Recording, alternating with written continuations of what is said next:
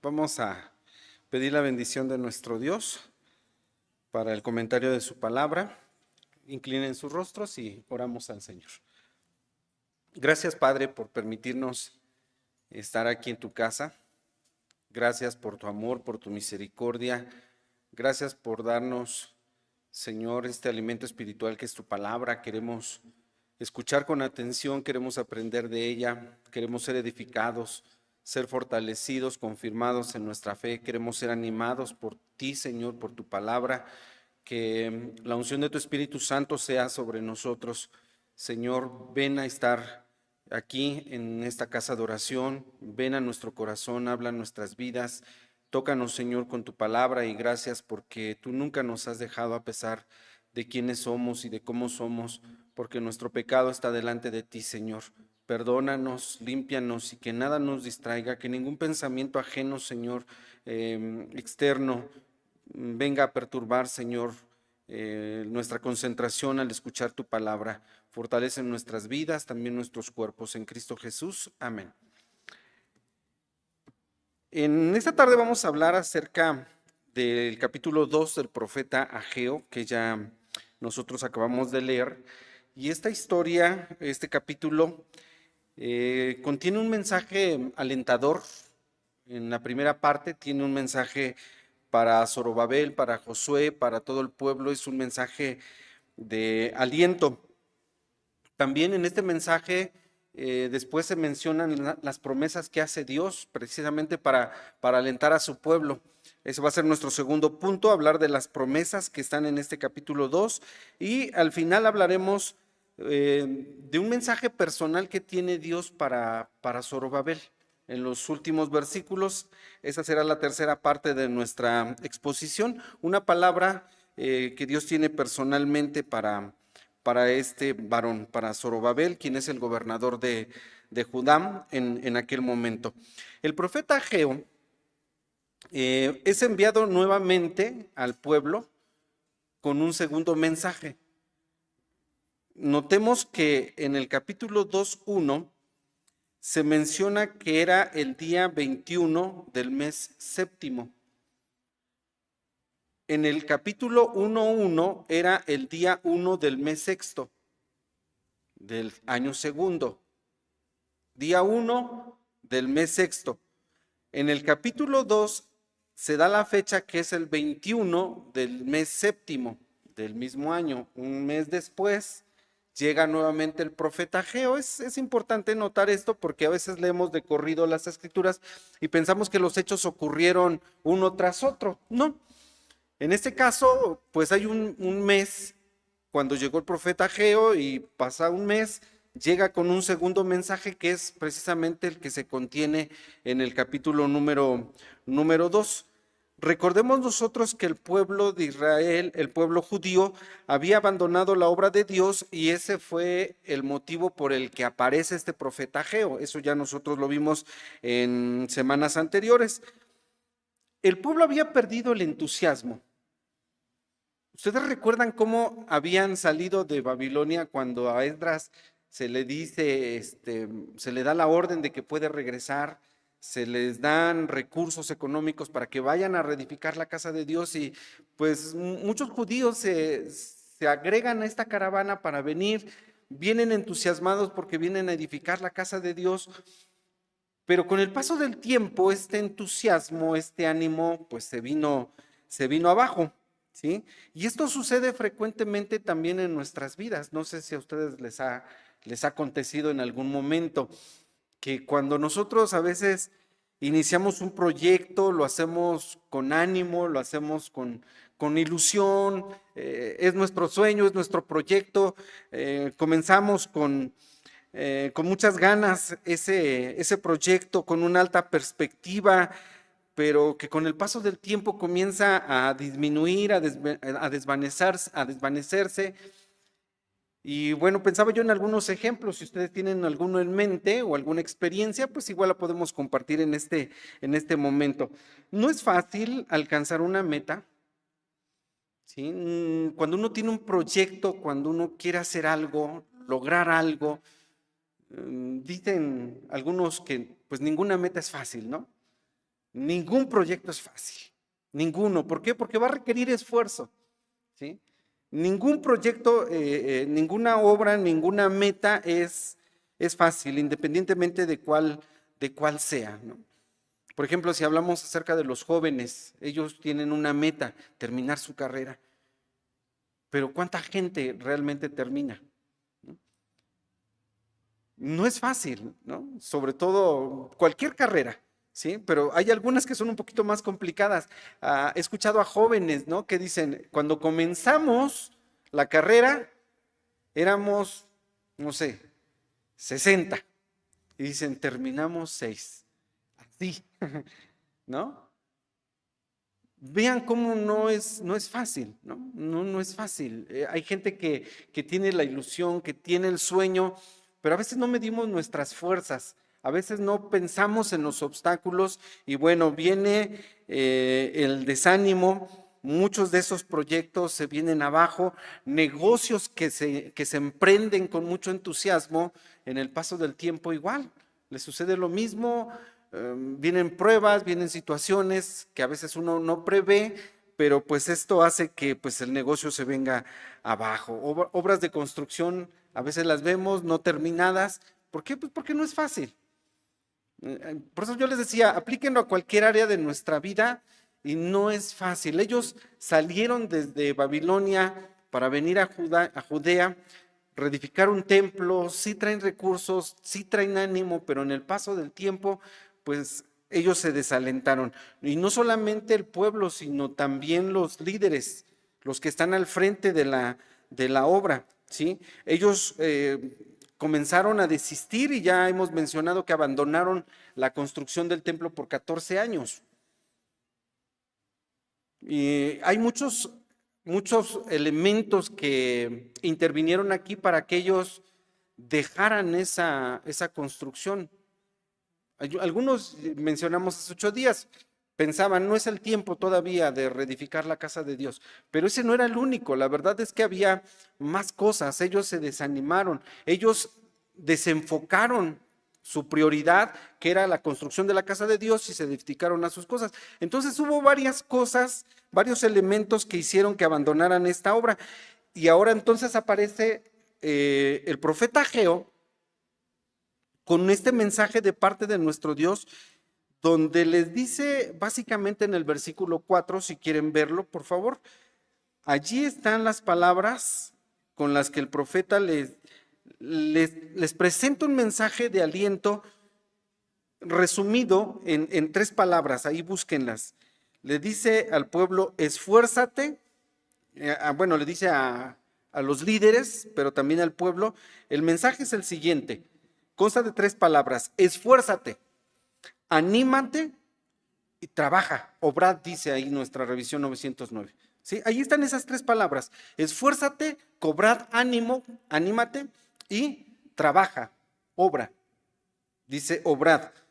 ¿Sí? Dios les dio a los dirigentes, a los líderes y al pueblo de Israel estos 3 mandatos muy claramente. ¿Sí? Ahí están contenidas en el versículo 4. Ese es el mandato, porque están en una forma imperativa. Esfuérzate, anímate y trabaja. Con estas palabras les está alentando, ¿sí? Dios les está dando un aliento para que ellos se levanten y continúen la reedificación de la casa de nuestro Dios.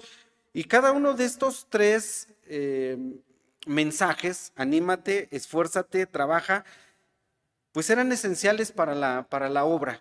Después de haberla abandonado, retomarla, fue necesario que Dios les enviara este mensaje. Y bueno, quiero comentarles que este mensaje espero sea alentador para quienes lo escuchen, para donde tenga que llegar esta palabra, porque no sé si ustedes hayan dejado o tengan un proyecto abandonado, un proyecto inconcluso, algo que ustedes no terminaron. Pues ojalá que esta palabra sirva para animarnos.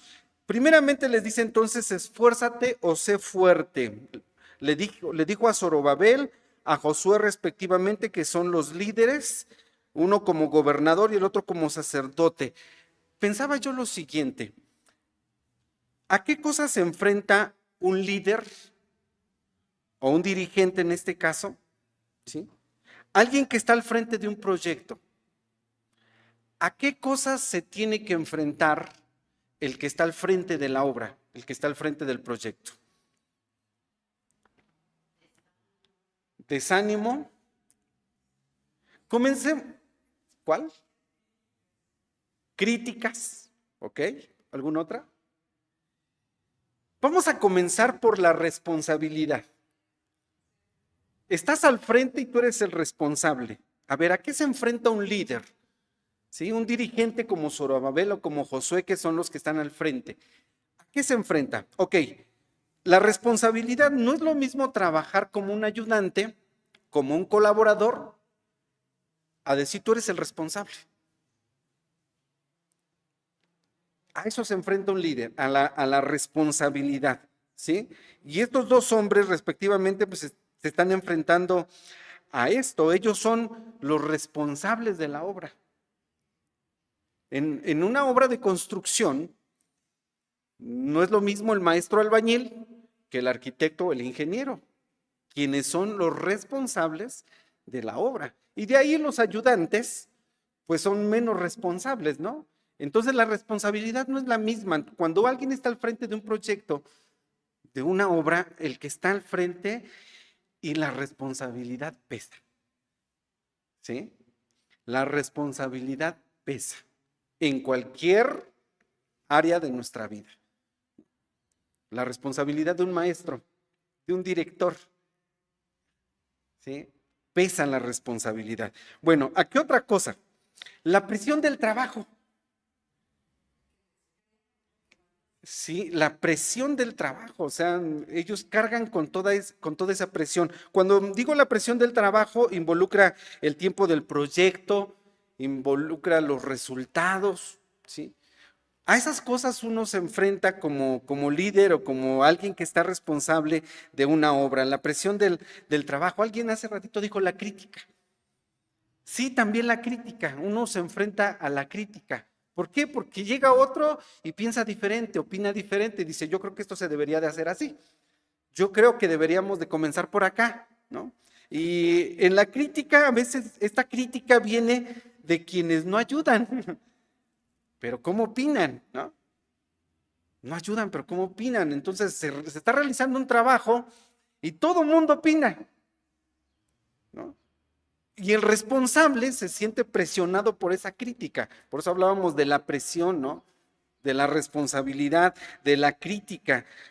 ¿Qué decir de los obstáculos? Siempre nos hemos de topar con muchas cosas que hay que superar y otras que de plano tenemos que ignorar, ¿no? Cuando estamos como responsables de una obra, a veces tenemos que ignorar ciertas cosas. Los obstáculos hay que pasarlos por delante porque si no se convierten en eso, ¿no? En algo que nos puede truncar. Pero una de las cosas más, creo yo, más difíciles a las que un líder se enfrenta es el desánimo. De las cosas más difíciles con las que un líder tiene que lidiar es el desánimo.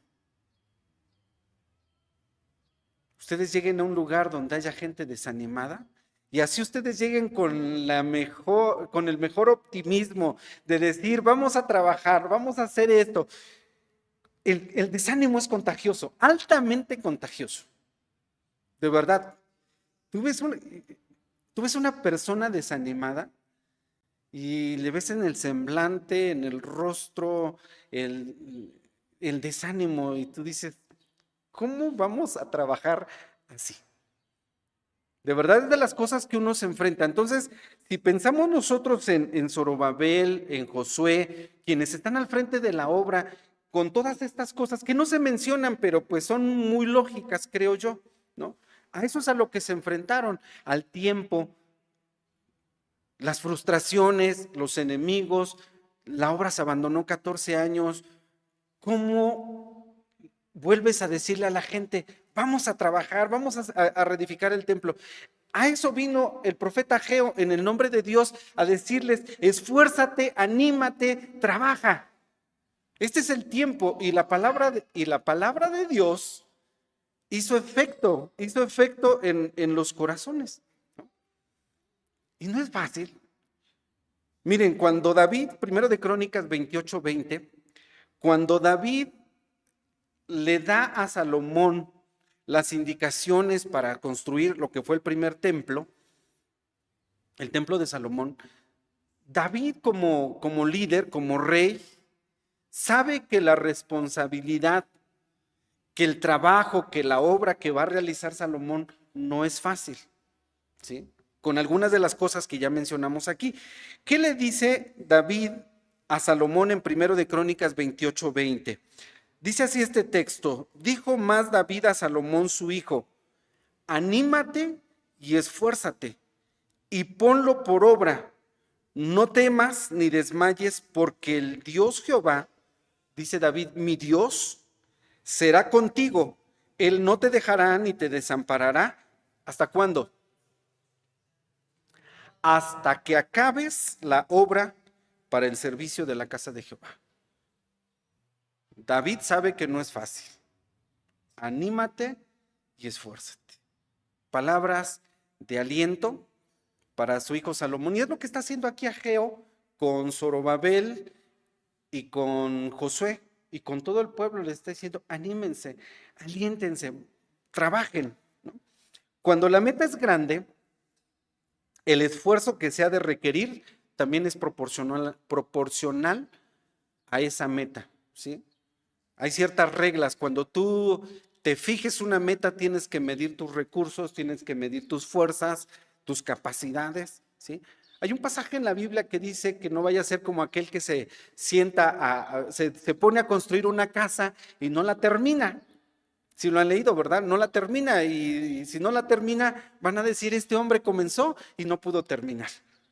Entonces, esto nos enseña que cuando nos fijemos una meta, pues que nuestras metas sean reales, consideremos el esfuerzo que se va a requerir para alcanzar esas metas. Aquí la obra era grande, ¿sí? De reedificar la casa, de construir la casa de Dios y de venir desde tan lejos. Ellos no solamente entonces tenían que esforzarse, sino tenían que cobrar ánimo. Hay personas que se desmotivan muy fácilmente. No sé tú cómo seas. No sé tú cómo te evalúes en este momento. ¿Qué tan fácil nos desanimamos? Del 1 al 10, pónganse su calificación. ¿Qué tan fácil es que tú te desanimes por algo que suceda? Se derrumban anímicamente con cualquier cosa. Algunos dicen que, bueno, esto tiene que ver con nuestro temperamento, que el temperamento tiene mucho que ver, pero al final, bueno, todos somos propensos a desanimarnos, unos más, otros menos. La verdad es que hay a quienes les dices una palabra y se pueden desanimar. Y el desánimo, ya les dije, es una de las cosas más difíciles con las que lidiamos. Volver a decirle: hermano, hermana, ven, vamos a trabajar, mire, vamos a servir al Señor, cuesta trabajo. Y para eso llegó entonces la palabra de Dios en boca del profeta Ageo. Y una de las cosas que había desmotivado y que está en este capítulo 2 de Ageo, una de las cosas que había desmotivado al pueblo de Israel fue que compararon el primer templo de Salomón, el que construyó Salomón, con el que ahora ellos estaban edificando. ¿Se acordarán cuando vimos Esdras que cuando se echaba el cimiento de la casa de Dios? A ver si se acuerdan. Lo vimos en Esdras. Cuando se estaba echando el cimiento de la casa de Dios, ¿qué hacía la gente más grande? La gente ya adulta mayor que había visto la gloria del primer templo, la majestuosidad del templo de Salomón. Cuando veían el templo que ahora iban a edificar, ¿qué hicieron? ¿Se acuerdan? Dice que lloraban. Algunos lloraban, unos se alegraban porque se estaba echando el cimiento a la casa de Dios, pero la gente más grande lloraban. ¿Por qué lloraban? Porque decían: es que este templo está tan chiquito comparado con el que antes teníamos, antes del cautiverio babilónico. Y eso que nosotros leímos en Esdras viene a repercutir en lo que les dice el profeta Ageo. Vamos a ver ahí, por favor, acompáñenme a Ageo capítulo 2. Ageo capítulo número 2, el versículo 3. Dice, ¿quién ha quedado entre vosotros que haya visto esta casa? Se refiere al templo, en su primera gloria. ¿Y cuál ahora la veis? Es decir, están comparando el templo primero de Salomón con el que ahora ven. Dice, ¿no es ella como nada delante de vuestros ojos? Esto que leemos en este versículo 3, cuando dice que ellos lo consideraban como nada, proporcionalmente pues sí había una gran diferencia en lo que estaban edificando ahora con lo que Salomón había edificado. Mucha diferencia, ¿sí? Entre un templo y el otro. Y eso fue lo que los desmotivó, o una de las cosas que los desanimó, la comparación.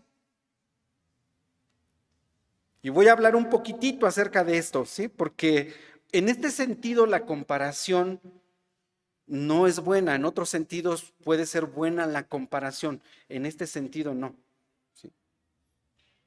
Mucho menos cuando algo se compara con algo del pasado. La comparación aquí no es buena. Estaban comparando el templo que van a edificar con el anterior. Las personas grandes, las más adultas, lloraban porque decían, no, pues es que es como nada este templo. Ellos lloraban y eso, pues a la gente finalmente lo desanimó, ¿no? Los desanimó. A ver, si a ti te comparan con alguien más, como persona, ¿no? Si alguien compara algo que tú tienes con lo que otro tiene, por eso les decía, aquí en este caso, la comparación es mala. Si tú te comparas con alguien, pues a lo mejor vas a salir desanimado, desanimada. No es buena la comparación, definitivamente no. Y ellos aquí estaban comparando el templo anterior con el que ahora edificaban y su conclusión, decían ellos, es como nada. Decían, no, pues es que el anterior estaba mejor, y menos con algo que ya no estaba, ¿no? ¿Cómo estás comparando con algo que ya no existe, con algo del pasado? La verdad es que el pasado tiene que quedar allí, precisamente en la historia, en el pasado. Eclesiastés 7:10. Eclesiastés 7:10 dice, nunca digas, ¿qué es la causa que los tiempos pasados fueron mejores que estos? A ver, tú no puedes decir, ¿por qué antes era mejor que ahora? Y dice allí ese mismo texto, porque nunca de esto preguntarás con sabiduría. En otras palabras, no puedes comparar con algo que estuvo en el pasado. Deja el pasado en el pasado, enfócate en el presente, en el futuro, ¿sí? Porque eso fue una causa de su desaliento, de su desánimo. Y otra causa, creo que también se menciona aquí en este capítulo y está allí implícita, de ese desánimo fue que según ellos no tenían suficientes recursos, tanto que el profeta llega con la palabra de Jehová en el versículo 8 y les dice, mira, mía es la plata, mío es el oro, no te preocupes, tú trabaja, anímate, esfuérzate. Mía es la plata, mío es el oro, dice el Señor Jehová. Fue otra de las causas del desánimo, ¿no? Si bien nosotros no amamos el dinero, sabemos la utilidad del dinero y sabemos que pues, los recursos económicos son necesarios, ¿no? A veces la falta de dinero en algún proyecto pues se convierte en otra razón para desanimarse. Dios entonces les dice, esfuérzate, anímate, y ahora les dice, trabaja. Dedícate, enfócate en el objetivo. Nosotros coloquialmente decimos, échale ganas. Ponte a trabajar. Dice el versículo número 5, al final, no temas, no tengas miedo, tú trabaja. ¿Sí? Muchas cosas quedan inconclusas por miedo. El miedo paraliza a las personas. A veces nosotros no tomamos una decisión por miedo. Nosotros no trabajamos por miedo. No queremos emprender, no queremos hacer algo porque nos da miedo. ¿Sí? Y aunque todos hemos sentido miedo, porque es parte de nuestra naturaleza, de verdad hay cosas que uno tiene que decidir. El miedo nos paraliza, nos neutraliza. Muchas decisiones no se toman por miedo. Si te vas a equivocar, date la oportunidad, pues que de todos modos, al final todos nos equivocamos. Pero Dios les dice, trabajen, compruébalo, hazlo, ¿sí? Contamos con las promesas de Dios. Contamos con la bendición de Dios. Es la segunda parte, hablar acerca de las promesas. ¿Qué les dice Dios para animarlos a dar el paso? Porque cuando uno está desanimado, dar el primer paso cuesta mucho trabajo, ¿sí? Y Dios tiene que hacerles promesas firmes a su pueblo para que se animen. Dicen algunos que en la Biblia hay más de 3,000 promesas. Googleé allí la pregunta, me dice que son 3,573 promesas en la Biblia. Algunos nada más dicen más de 3,000 promesas. Bueno, ahí como resultado me sale 3,573 promesas en la Biblia. Y en este pasaje, bueno, Ageo capítulo 2, hay algunas de esas promesas, vamos a identificarlas. Biblia abierta, por favor, Ageo capítulo 2, versículo número 4. ¿Cuál es la promesa? Versículo 4, ahí hay una promesa. ¿Qué les dice Dios para animarlos? Yo estoy con vosotros, gracias. A ver, ¿qué otra razón de más peso para animarte a decidir? Ponerte a trabajar, esforzarte. Dios dice, yo estoy contigo. Y esa promesa nosotros la tenemos o debemos de tenerla bien firme en nuestro corazón. Dios está conmigo. Joven, señorita, ¿qué vas a estudiar? Hazlo, sabiendo que Dios está contigo. Le pregunté a una niña de aquí de nuestra, bueno, una jovencita de nuestra congregación, ¿qué quieres estudiar? Me dice medicina. Le dije, tú puedes porque Dios está contigo. Dios está contigo. Eso nos da suficiente aliento el saber que Dios, hermanos, está con nosotros. Cristo Jesús dijo, yo estoy con ustedes todos los días hasta el fin del mundo. Hay un texto conocido allá en el profeta Isaías, no temas que yo soy contigo, dice Dios, no desmayes, yo soy tu Dios que te esfuerzo, siempre te ayudaré, siempre te sustentaré con la diestra de mi justicia, yo estoy contigo, adelante, hazlo, trabaja, anímate, ten ánimo, hazlo. Segunda promesa, versículo 5, hay otra, parecida a esta. Mi espíritu estará en medio de vosotros, les dice el Señor. Estas son las promesas que hace a través del profeta Ageo para motivarlos. Mi espíritu estará en medio de vosotros, dice el Señor. Ahora el Espíritu Santo está en nuestros corazones. ¿Y sabes cuándo va a salir, se va a ir el Espíritu Santo de nuestra vida? Ya fuimos sellados, nosotros creemos que el Espíritu Santo no se va. Sí, ya nosotros, si bien se contrista, y lo hemos contristado muchas veces, pero el Espíritu Santo con el que fuimos sellados permanece en nuestros corazones y en nuestras vidas. Bueno, me voy a apurar un poquito más. Versículo número 6. Ahí les dice el Señor, yo haré temblar la tierra, el mar, los cielos, la seca.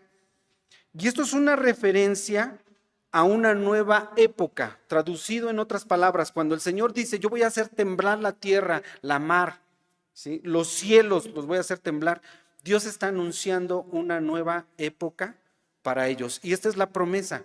Mira, hay una nueva época, mira, hay un nuevo panorama para tu vida, mira, hay algo nuevo para ti, tómalo. ¿No? Anímate, esfuérzate, eso es lo que les dice en el versículo número 5, versículo 6, perdón, fue el número 6. Versículo 7, ¿cuál es la promesa allí que les da Dios? ¿Quién habría de venir? Dice, vendrá el deseado de todas las naciones. Dios les está prometiendo. Dice, mira, en esta casa que ustedes van a edificar, vean qué hermoso es esto, porque Dios les dice, a ver, ustedes están llorando, a los que lloraron, ustedes están llorando porque están comparando el templo de Salomón con este, y a sus ojos es cosa pequeña este.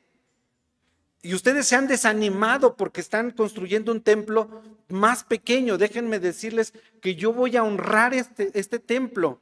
La gloria de este templo va a ser mayor. ¿Por qué? Les hace una promesa.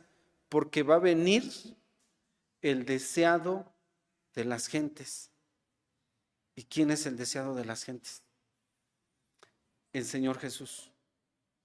Ese templo que estaban edificando, ese templo que Herodes rediseñó, bueno, rediseñó, lo embelleció, ese es el término. Herodes, para congraciarse con los judíos, le metió capital al templo, lo embelleció. Y ese es el templo, cuando nosotros leemos en el Evangelio que Jesús, el Hijo de Dios, enseñaba en el templo, se cumplió la palabra del profeta Ageo, la promesa de Dios de que iba a venir el deseado de las naciones, el deseado de las gentes. En ese templo, dice Dios, que a sus ojos es cosa pequeña, su gloria va a ser mayor que la del templo anterior, porque va a venir el deseado de las naciones. Esa es la promesa. Dios lo prometió y lo cumplió. Cristo estuvo en ese templo. En versículo 9 lo ratifica, dice, esta casa será llena de gloria. Por lo menos estas 5 promesas les hace Dios a los judíos para que se animen, y ellos pues tomaron las promesas, las creyeron, trabajaron. ¿Se acuerdan el dato en cuánto tiempo edificaron el templo? Ya se los di, 4 años. Es decir, que esto los motivó tanto, la palabra que vino de parte de Jehová los motivó y dijeron, sí podemos, vamos en el nombre de Dios, vamos a trabajar. Echaron mano de esas promesas de Dios, las creyeron y se pusieron a trabajar. Josué 21:45 dice, este es un testimonio de un hombre al que le consta que lo que Dios dice, lo cumple. Josué 21:45 dice, cuando le está hablando a todo el pueblo, igual al pueblo de Israel, les dice, no faltó palabra de todas las buenas que habló Jehová a la casa de Israel. Dice, todo se cumplió. Josué dice, no faltó palabra. Y Números 23:19, un texto conocido, dice que Dios no es hombre para que mienta, ni hijo de hombre para que se arrepienta. Él dijo, si ya lo dijo, ¿no lo hará? Sí lo hace. Habló, ¿no lo ejecutará? Queridas hermanas y hermanos, esto tiene que motivarnos a nosotros. A veces nos apachurramos, nos desmoronamos, nos desalentamos, no queremos continuar, no sabemos qué hacer. Mira, Dios está con nosotros, su Espíritu está con nosotros. Dios ha hecho promesas, más de 3,000 promesas para nosotros, tenemos que creerlas y ponernos a trabajar. Tomar decisiones en el nombre de Dios es bueno. Y bueno, concluyo una palabra final, porque es la palabra personal para Zorobabel, versículos 20 al 23. El nombre de Zorobabel significa semilla de Babilonia, dicen algunos, o el expulsado de Babilonia. Eso significa Zorobabel. Semilla de Babilonia, quienes respaldan esto dicen porque fue engendrado, nacido, crecido allá en Babilonia, ¿sí? Y a lo mejor los dos nombres, porque expulsado de Babilonia igual, se vino de allá para ser el gobernador de Judea. Y esta palabra vino a Zorobabel 3 días después de que dijo esto, cuando les vino a dar ánimo, miren, esfuércense, aliéntense, trabajen, aquí están las promesas de Dios. Pasaron 3 días y en el versículo 20 dice, se da nuevamente la fecha, el 24/7, el anterior fue 21/7. 2:1, 2:20 dice 24/7, día 24 del mes séptimo. 3 días después llega otra vez el profeta Ageo, pero directito a Zorobabel, para decirle que, versículo 23 le dice, en nombre de Dios, dice, yo te tomaré, oh Zorobabel, y te pondré como anillo de sellar. A ver, ¿qué le estaba diciendo Dios a través del profeta Ageo a Zorobabel? Le dice, mira, yo te voy a tomar a ti y te voy a poner en mi mano como un anillo de sellar. ¿Recuerdan ustedes que los anillos de los reyes estaban troquelados y tenían el sello real? Y con ese sello, cualquier documento lo sellaban y era el sello le da el carácter de oficial a cualquier documento. ¿Sí? Tú tienes un documento por alguna institución, tiene que estar sellado. Lo que le da la validez es el sello. Y Dios le está diciendo a Zorobabel, Zorobabel, yo te voy a tomar a ti y vas a ser como el anillo de sellar. ¿Sí? Ustedes recordarán un pasaje en Cantares 8:6 y quiero terminar con esto porque es lindo, la verdad, escúchenlo, es lindo. El anillo que portaban los reyes, que contenía ese sello real, no siempre lo traían en la mano. Esto lo leí hace muchos años. No siempre lo traían a la mano. A veces para proteger el anillo, lo que hacían era colgárselo. Así que la moda esa de colgarse el anillo hoy ya es muy vieja. Se lo colgaban y lo guardaban. Cantares 8:6 dice, ponme como un sello sobre tu corazón. ¿A qué se refiere? A este sello. Porque cuando guardaban el anillo de esta forma, ¿saben a dónde quedaba colgado el sello? A la altura del corazón. ¿Y qué estaba haciendo allí? Estaba resguardado. Cantares 8:6 que dice, ponme como ese sello en tu corazón. Guárdame allí, ponme como un sello sobre tu corazón. Dice, y como una marca sobre tu brazo. Está hablando tanto del resguardo del anillo como cuando se portaba el anillo. Ponme como una marca sobre tu brazo. Luego entonces, bueno, el término Cantares 8:6 dice, porque fuerte es como la muerte el amor. El amor es algo muy, muy fuerte, lo más fuerte que alguien puede experimentar. Duro como el sepulcro el celo es malo. Sus brasas de fuego, fuerte llama, así dice Cantares 8:6. Pero la primera parte, ¿no? Lo que le decía que es lindo, porque dice, ponme como un sello sobre tu corazón, como una marca sobre tu brazo. Cuando Dios le manda al profeta Ageo a Zorobabel y le dice, Zorobabel, te voy a tomar y tú vas a ser como el anillo de sellar. ¿Saben lo que le estaba diciendo? Te voy a traer como sello en mi corazón. Te tengo como sello en mi corazón. Y te voy a tener como una marca en mi mano. Ese anillo eres tú, Zorobabel. Ve cuán valioso, cuán importante eres tú, Zorobabel. Queridos hermanos, con esto, Zorobabel, vamos a trabajar. Dios así actúa en nuestras vidas. Ahora déjame decirte algo a ti. A ti, hermana, en particular. Cuando la Biblia dice que tú eres como la niña de los ojos de Dios, que cualquiera que quisiera tocarte se mete en problemas. Somos como la niñeta del ojo de Dios. Somos sus hijos, somos sus hijas. ¿Qué lugar tan privilegiado nos ha concedido? Nuestro Dios. Así que, anímate, esfuérzate, trabaja, porque tenemos 3,000 promesas más a nuestro favor. Créelas, tómalas, decídete, adelante, la vida continúa con Dios. Todo está asegurado. Todas las cosas nos ayudan para bien. Que Dios nos bendiga, que Dios nos ayude y ánimo. Vamos a trabajar para la obra de nuestro Dios. Amén.